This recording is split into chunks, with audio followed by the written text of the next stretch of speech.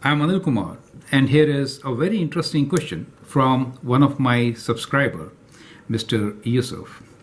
Yusuf, thanks a lot for sharing these questions. So this is the first one, and I'll make another video for the second question. The question here is, solve square root of x plus 7 plus square root of 2x minus 3 equals to 4. So we need to solve this equation with two terms in square roots.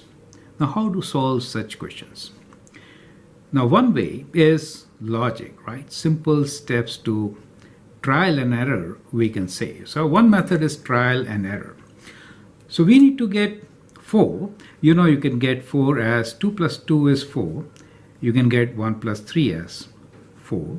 You could also get 0 plus 4 as 4, right? So these are few solutions which could help us, or few combinations which could help us get 4. Now let's see, can we get 2 and 2? Now the square root, we are looking for a perfect square here.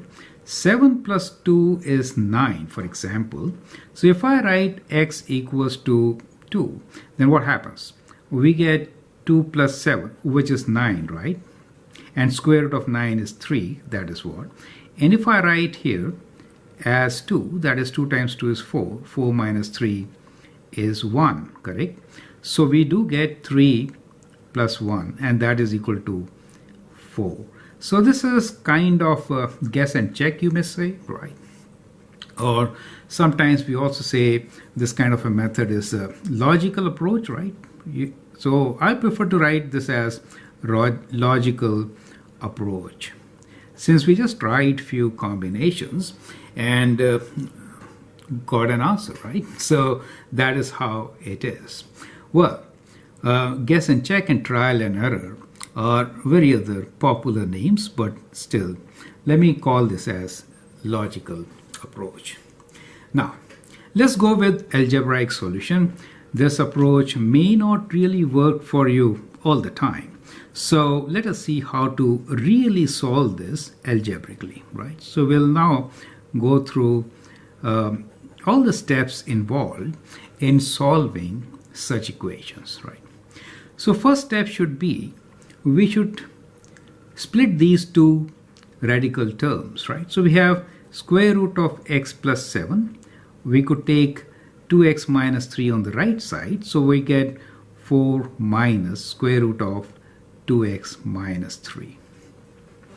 So once we do that, we can square both sides. So now what we will do is we will square both sides. So the step here involved is square both sides.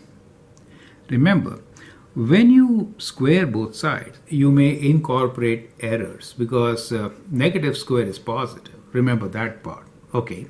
So when you square, you get x plus 7, right, on this side. And here we get 4 minus 2x minus 3 whole square root square, right? So what we are doing here is, we are doing this. We are squaring both sides, okay? Now this is a term which is kind of a minus b. So we know a minus b whole square is a square minus 2ab plus b square, right? So we'll apply this formula instead of, doing long way. Okay. A for us is 4. 4 square is 16. 2 times minus 2 times 4 is 8. The other term is square root of 2x minus 3. And then square of this will be plus 2x minus 3, correct? Now once you square, we have got rid of square roots to some extent, but still there is 1. Now again, we'll follow similar steps. Well, let's isolate this square root term. So I'm bringing it to left side. So it becomes 8 square root of 2x minus 3. And bring all of the terms to the right side. So we have already 16 plus 2x minus 3. I'm bringing these terms also, minus x minus 7. So that gives us 8 square root of 2x minus 3. And here we have 2x minus x is x. Minus 3 minus 7 is minus 10. Taking away from 16 leaves us with plus 6. Now we can get rid of this by squaring, right? So let us again square both sides. So that is the step we are repeating. Remember, squaring incorporates errors, okay? So square this time will be 8 squared is 64, and square of square root will be 2x minus 3. Here we'll apply the formula, this time with plus sign, okay? So it'll be x squared plus 2 times 6 is 12, so we write 12x plus 36. So that is the quadratic equation we have.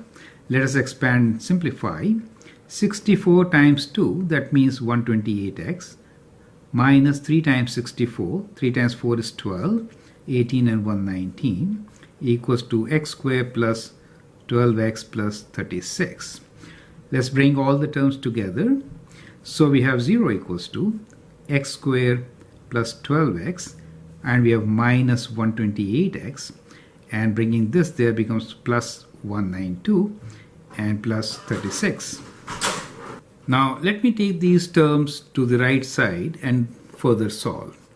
So what we have here is 0 equals to x squared minus 128 plus 12 is minus 116x, and let's add them up. 6 plus 2 is 8, 3 plus 9, 12, 2, 1, so 228, right? So that is the quadratic equation. Now you can factor this quadratic equation. We are looking for product of 228, sum of minus 116. So the two terms could be 2 minus 2 and half of this, which is 114, right? So we get minus 114 times x minus 2 equals to 0. So that is the factored form. You could also apply the quadratic formula to find the value of x. Now that gives you two results. One is x equals to 114. The other one is x equals to 2. Now since we squared both sides, we incorporated some errors, and therefore it is necessary to substitute these values and check your answer. If I substitute 114, I'll get a very big number here, right? Not 4, correct? So therefore, this is not valid, right? So this is not valid. And let us check the other one, which is x equals to 2. If I substitute 2 here, I do get 2 plus 7, 9, square root 3, and 4 minus 3, 1. Square root of 1 is 1. 3 plus 1 is 4. So it works, right? And therefore, we can write down our answer as x equals to 2. I hope the steps which we have incorporated in this solution helps you to understand, 1, logically, how to approach the problem. Second, algebraically, how to solve when two radicals are involved. The concept is isolate one of the radicals, square both sides to get rid of that radical sign, and then again isolate and repeat the process. That helps to solve such questions. I'm Anil Kumar. You can subscribe and share my videos to learn a lot. Thank you and all the best.